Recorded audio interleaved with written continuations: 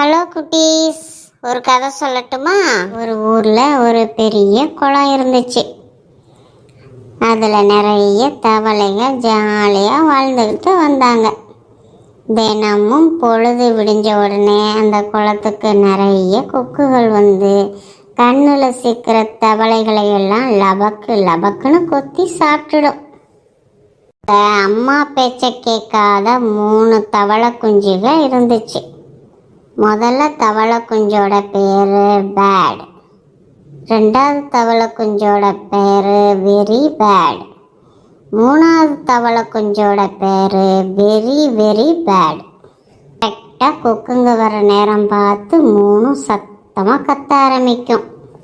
நீங்கள் சின்ன பசங்க அப்படிங்கிறதால ஆபத்து தெரியாமல் விளையாடிட்டு இருக்கீங்க. விளையாட்டு வினையாயிடும்.